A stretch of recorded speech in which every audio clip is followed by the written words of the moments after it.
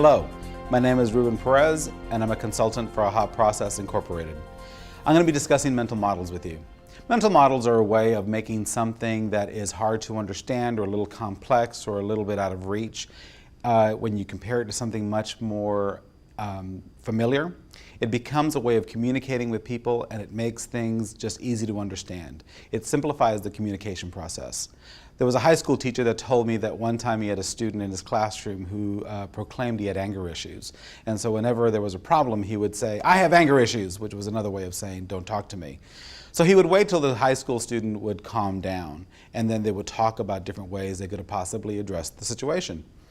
Well, one day the student really didn't calm down enough, and when the teacher approached him, he said, "Why are you always telling me what to do?" And the teacher looked at him and said, "Look, buddy, I'm not trying to tell you what to do.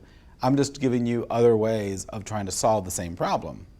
And so the teacher thought for a moment and he went, "Do you remember the other day when you were making fun of a kid in auto class for taking a bolt off with a pair of pliers?"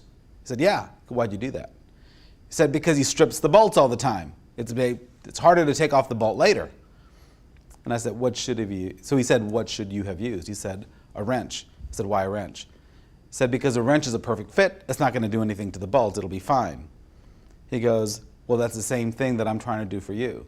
When you have different ideas as to how to solve a problem, what you do is you have different tools to work with. And when you find one solution, but you find another one that's even better, what happens is you don't strip yourself of your authority or your respect."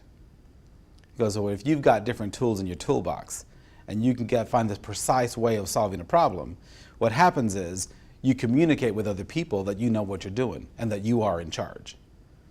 What happened was when the teacher compared tools to strategies, all of a sudden it became something that was much more manly, because before he didn't think that men actually discussed their problems. So what happened in the future after that was the teacher would seek out the teacher afterwards to see if there were different ways to solve the exact same problems he just went through. What mental models also do is it helps retain respect, and it helps the people to communicate in a way that they feel more connected. It's part of the building relationships portion as well.